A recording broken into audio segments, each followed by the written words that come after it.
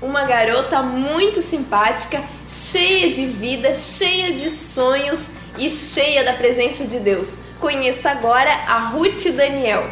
Olá, mais um programa Transformação. E hoje nós vamos conhecer mais um testemunho e mais uma vida transformada pelo poder de Deus. Hoje nós vamos conhecer a Ruth. Isso, ela é brasileira, mora em Joinville. Oi, Ruth! Oi! Tudo bom? Você Tudo! também é Ruth? Sou. E você está apresentando o programa Transformação hoje? Claro! Ela pensou, eu sou a Ruth, então a Ruth apresenta o programa Transformação, eu vou apresentar. Não, na verdade, hoje nós vamos conhecer a Ruth, ela também se chama Ruth. Ela veio lá da Angola, um dos países do continente africano, que tem 54 países. E hoje nós vamos conhecer a linda história de vida dela. Amei! Você me comentou que os seus pais são pastores na Angola, certo? Como é que foi sua infância? Como é que foi essa vivência dentro da igreja desde pequena? Os meus pais, eles sempre foram pastores, né? Eu nasci no berço, como estamos acostumados a dizer. Nasceu já dentro da igreja? Isso, né? Correndo nas cadeiras da igreja, como diz, né?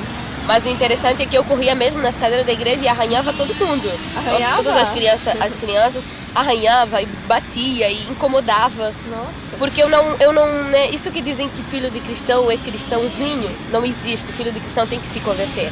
E nos acordavam 5 horas para orar, para ler a Bíblia, para decorar versículos. E eu fuzilava meu pai com os meus olhos. Eu pensava, que chato, o que é me acordar 5 horas, que falta de respeito. O meu pai mesmo, ele, em vários momentos quando ele pregava, mortos ressuscitavam, né? Levavam pessoas mortas nos cultos quando sabiam, porque eles sempre foram pastores missionários.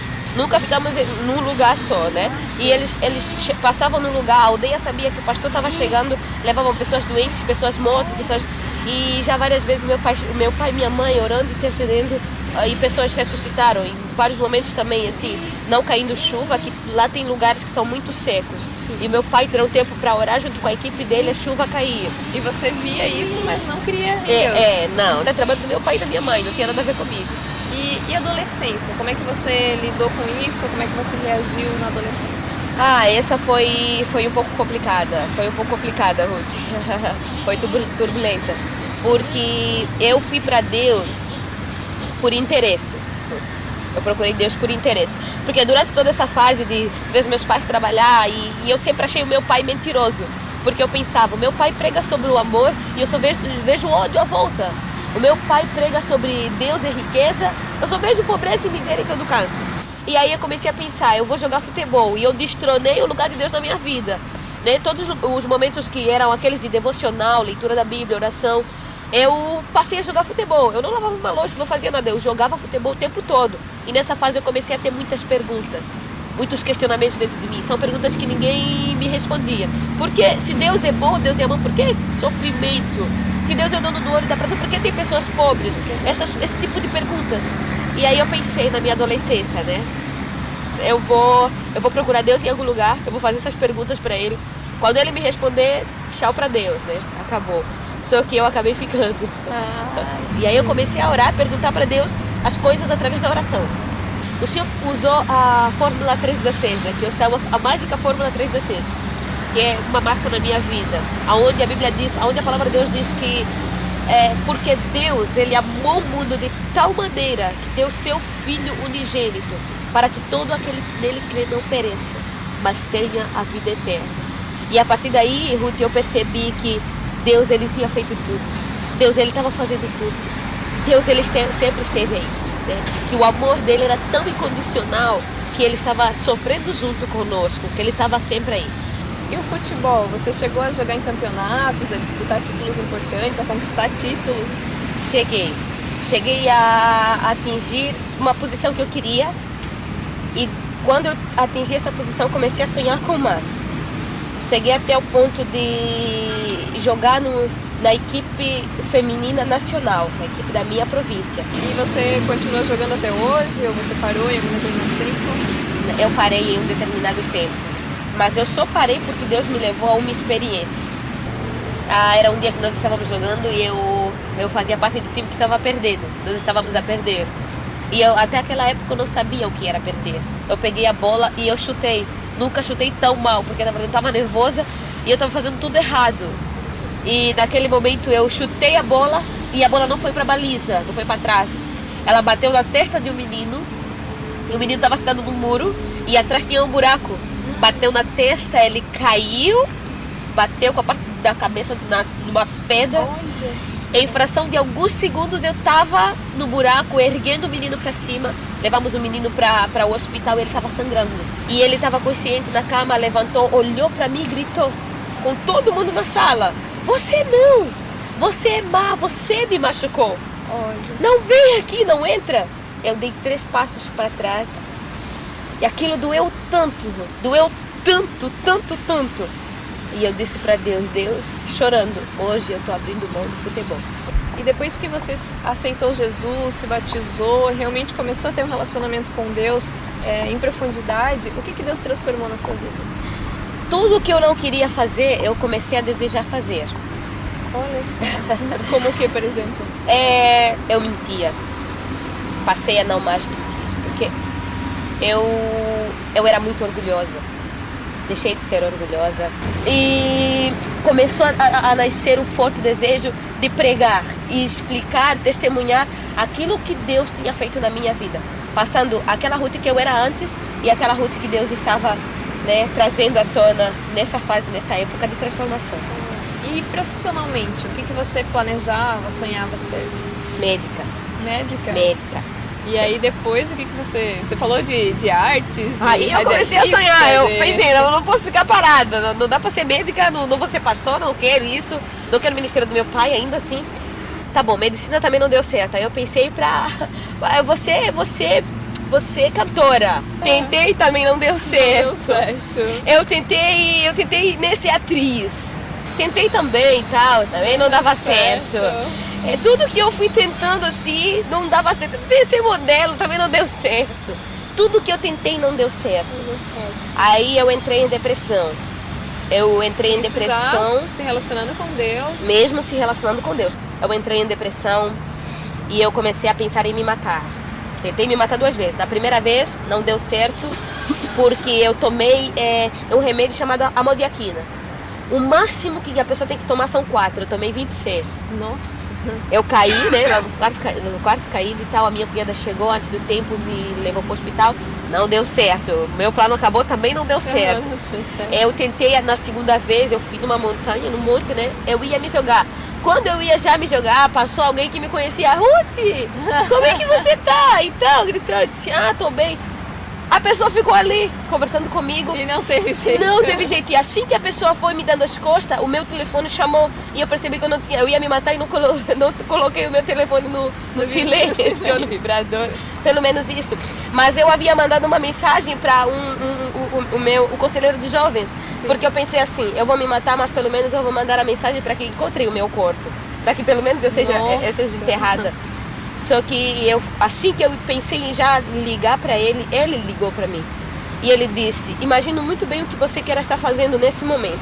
Eu te peço em nome de Jesus nesse momento que você saia daí onde você está e você venha aqui em casa, porque eu e a minha esposa queremos conversar com você." E ele pegou toda essa situação e resumiu nas palavras que eu me lembro como se fosse agora. Ele disse assim, o conselheiro de jovens, ele e a esposa dele estavam comigo. Ele disse assim: "Ruth, Deus, Ele levanta pessoas para fazer algo especial para Ele e Ele coloca nos seus postos específicos. Se você sair do teu posto agora, quem vai te substituir? E quando Ele voltar, Ele vai cobrar do teu posto. Os outros vão prestar contas para Ele, mas você não vai ter nada para prestar. E você provavelmente vai estar indo no inferno, porque até aquele momento você tirou a sua vida e você não vai estar lá para falar com Ele. E você não vai receber a sua coroa e o parabéns dele. Ele não vai olhar para você e dizer: minha filha, bendita, seja bem-vinda, entra no trono.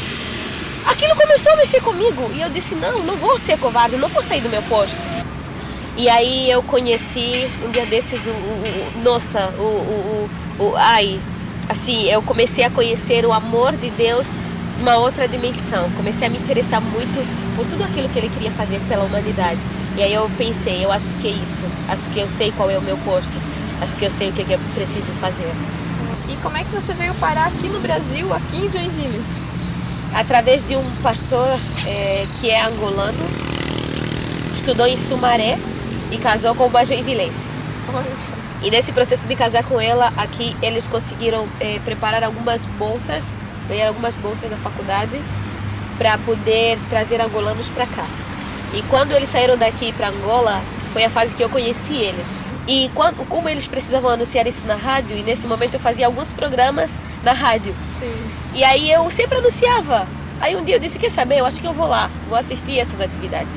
E eu comecei a assistir essas atividades e eu gostei, me identifiquei com a visão deles, né? Sim. A visão de mundo, a visão de evangelização, E aí eles me chamaram para ser secretária deles, secretária do grupo deles. Foi o meu primeiro emprego. E olha que não deu certo antes, e nesse momento estava dando tudo certo. Deus estava abrindo uma porta. Estava abrindo uma porta e eu lembro até hoje do meu primeiro salário, $100. Depois eles foram cada vez mais vendo essa chama dentro de mim por missões, pela obra de Deus, pelo ministério. E eles me chamaram para trabalhar com eles no ministério. E como eu já lidava com marketing, eles colocaram na minha responsabilidade o departamento de marketing e publicidade. E depois, como diretora, eu fazia parte da liderança. E toda a liderança ganharam bolsas de estudo para o Brasil. E quem estava dentro da liderança, eu. Então foi assim que eu ganhei uma bolsa para cá também. E quando eu olhei para a janela do voo, ele descolando, as lágrimas estavam até aqui. E eu olhei para o céu e eu não me senti no avião, na cadeira do avião. Eu me senti nas mãos de Deus, assim, sendo tirada lentamente por uma nação e sendo colocada na outra.